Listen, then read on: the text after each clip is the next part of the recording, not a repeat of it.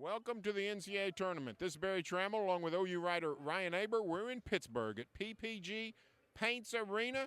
On Thursday, the Sooners will play Rhode Island in the NCAA tournament. On Wednesday, they met with the media. And frankly, Ryan, Trae Young again was the star of the show. Lots of national media here. A lot of people wanting to talk about Trae Young. Yeah, we saw it in the press conference first when he went there. There was about 90% of the questions were directed at Trae Young, where it was Trae Young, Christian James, Jamuni McNeese, and about half of the questions to Jamuni McNeese and Christian James were about Trae Young. We saw it in the locker room when we went in there after the press conference portion, and there were 15 reporters, TV cameras, etc., gathered around Trae Young, and probably about 3 in the rest of the room. So Trae Young is a star. That's really nothing new for the Sooners team. Of course, this Rhode Island team seeded 7th. Oklahoma's a 10 seed. But Rhode Island didn't play great down the stretch. 4-4 to end their season. Sooners, of course, in a 4-11 slump. But this is actually a winnable matchup for the Sooners if they can recover themselves. They don't have to recover back to the December highs, but if they could just play good solid basketball game, they got a good chance to win this game. Yeah, they really do. I mean, this isn't a team that's going to overwhelm you with size.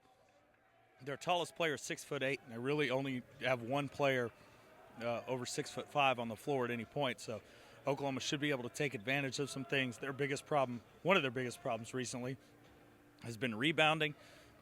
You figure that they should be able to have a decent amount of success there as long as they can be in good position. And like you mentioned, Rhode Island has struggled a little bit here at the end. So if Oklahoma can hit some shots early, which is such a big key for them, is just hitting shots and getting into a rhythm.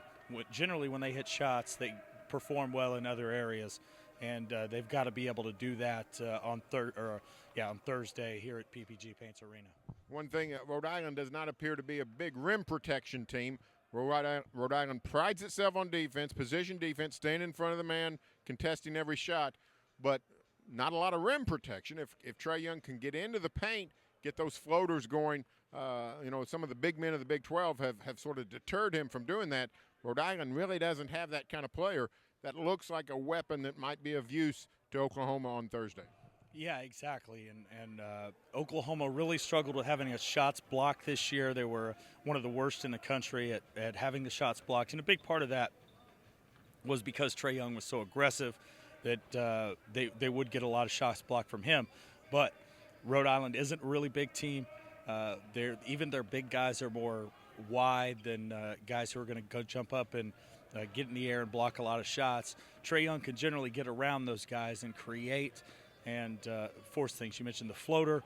He's able to dish it off to other guys inside. And I think some of that parts of their offense that look so good early in the season have the potential. I'm not saying that they're going to turn it around, but they have the potential in a matchup like this to start showing up again.